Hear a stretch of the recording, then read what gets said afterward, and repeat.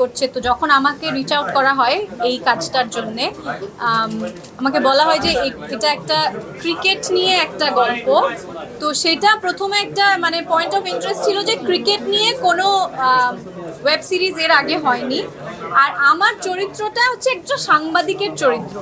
তো তারপরে আমি যখন চরিত্রটা শুনলাম আমি বুঝতে পারলাম যে এটা আসলে খুবই চ্যালেঞ্জিং একটা চরিত্র। এবং আমি লাস্ট যা কাজ করেছি, সেটা সিনেমা হোক বা আর ওয়েব সিরিজ হোক, আমি চেষ্টা করেছি যে এমন কোনো চরিত্র রোল প্লে করতে যেটা আমাকে আমার অভিনয় সত্তাকে চ্যালেঞ্জ করবে।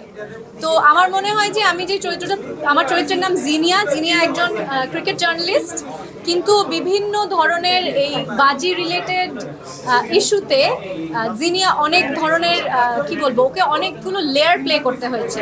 শুধুমাত্র একজন ক্রিকেট জার্নালিস্ট না, তার ব্যক্তিগত জীবনের কিছু ইস্যু ছিল, তার প্রফেশনাল জীবনের কিছু ইস্যু ছিল। তো সেইগুলো আমার মনে হয় যে আমাকে ভীষণ চ্যালেঞ্জ করেছে। আমার কাছে চরিত্রটা খুব ভালো লেগেছে, আর আরও অনেক গুণী অভিনেতা অভিনেত্রীরা এখানে কাজ করেছে। সব মিলিয়ে আমি রাজি হয়েছি কাজটা করতে। অনেকদিন পর স্ক্রিন শেয়ার করেছি একসাথে। সেটা মানে শুধু যে তাসানের সাথে সেটা না, মনোজের সাথে অনেকদিন পরে কাজ করেছি, অর্ষার সাথে এই প্রথম স্ক্রিন শেয়ার করেছি। তো গুণী অভিনেতাদের সাথে, শিল্পীদের সাথে কাজ করতে তো ভালো লাগে। তবে ভবিষ্যৎটা এখন এই মুহূর্তে বলতে পারছি না, কারণ আমি তো খুব কম কাজ করি। তো আমি এখনো যাই এই প্রজেক্টের পরে নেক্সট প্রজেক্ট কি আমি সেটাই জানি। তাসান ভাইয়ের সাথে কাজ করতে আপনি তো অনেক কাজ করেছেন এর আগে, আসলে তো তার সঙ্গে কাজ মিস করেন কিনা আসলে সহকর্মী হিসেবে?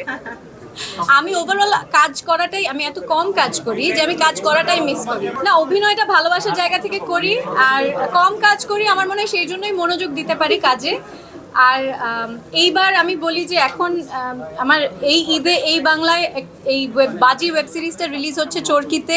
ওপার বাংলাতে আমার আরেকটা কাজ, একটা সিনেমা রিলিজ হবে এক সপ্তাহের মধ্যেই। তো এইরকম বছরে একটা দুটো কাজ করে যদি দর্শকরা ভালোবাসা দেয়, তাহলে আমার বেশি কাজ করার দরকার।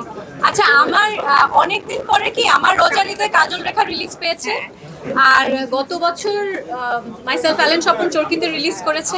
তো বছরে একটা দুটো কাজই আমার জন্য অনেক। আচ্ছা, ওটিটি কে আপনি কতটুকু সাকসেসফুল মনে করছেন সামনে? আমি বাংলাদেশে ওটিটি খুব ভালো করছে, চরকি তো ভীষণ ভালো করছে। অ্যাকচুয়ালি ওটিটির যেসব কন্টেন্টগুলো হচ্ছে, অন্য ওটিটির কন্টেন্টও সবগুলোর মান আমি বলবো যে আমরা বিশ্বমানের কাজ করছি আসলে। এবং আমি পৃথিবীর বিভিন্ন, শুধুমাত্র ভারত থেকে না, পৃথিবীর বিভিন্ন জায়গা থেকে আমি অনেক কমপ্লিমেন্ট পাই আমাদের বাংলাদেশের মৌলিক কাজ। ঈদ নিয়ে সেরকম কোনো পরিকল্পনা এখন আর নেই। ঈদ তো আর এখন আমার জন্য আর সেরকম কিছু মানে ভাবা হয় না। আমার মেয়ের জন্য নতুন জামা, কোথায় বেড়াতে নিয়ে যাবে বা ঈদের ছুটিতে কোথায় যাবে, সেটা ওকে ঘিরেই, আমার মেয়েকে ঘিরেই ঈদটা প্ল্যান করা হয়। আমাদের কাজ নিয়ে ওর এত ইন্টারেস্ট নেই, কারণ ও নিজের জগৎ নিয়ে ব্যস্ত থাকে।